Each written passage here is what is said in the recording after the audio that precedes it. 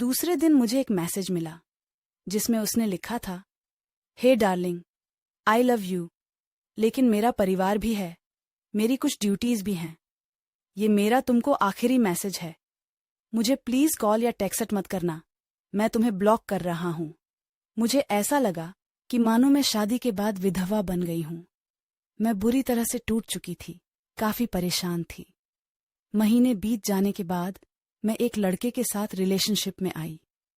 एक दिन मेरे पास किसी दूसरे नंबर से मुहाफिज का मैसेज आया, बानी, इज दैट यू? प्लीज मेरी लाइफ में दोबारा वापस आ जाओ, मैं तुम्हारे बिना नहीं रह सकता। मैं समझ गई कि यह उसी का नंबर है और फूट फूट कर रोने लगी। 1 घंटे की चैटिंग के बाद मेरा दिल फिर से पिघलने लगा। मेरे बॉयफ्रेंड को इन सब चीजों के बारे में कुछ नहीं पता था। मैंने उससे सब कुछ छुपा कर रखा था। मैंने उस पूरी रात केवल मुहाफिज से बातें की। एक दिन मुहाफिज ने मुझे अपने घर पर लंच के लिए बुलाया था। मैंने हाँ कर दी और चली गई।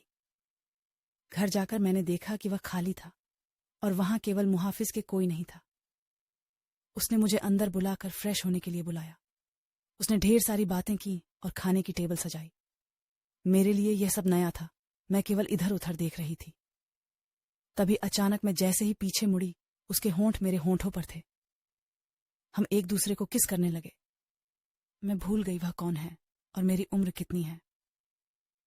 वह पहला टाइम था जब मैं किसी के साथ सेक्स कर रही थी, वो भी ये जाने कि हमने प्रोटेक्शन ली है या नहीं। तभी मुझे दर्द का एहसास हुआ और मैंने अपनी वर्जिनिटी उसे दे दी जिससे मैं बेहद प्यार करती थी। मैं उसी दर्द भरी हालत में घर वापस आ गई। दूसरे दिन मुझे काफी अच्छा महसूस हो रहा था। अब मुझे पूरी तरह से एहसास हो चुका था कि वह मुझे कभी नहीं छोड़ेगा। अब मैं प्यार पाने के लिए इतनी ज्यादा एक्साइटेड नहीं थी। वर्जिनिटी खोने के बाद मेरी सोच काफी बदल गई। मैं एक औरत बन चुकी थी।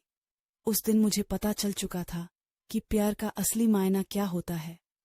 एक दिन मैंने अपनी फीलिंग्स के बारे में मुहाफिज को बताया और बोला कि मुझे हमेशा के लिए छोड़ दे। उसने कहा कि कोशिश करेगा। धीरे धीरे मुहाफिज का नाम मेरी जिंदगी से मिटता चला गया।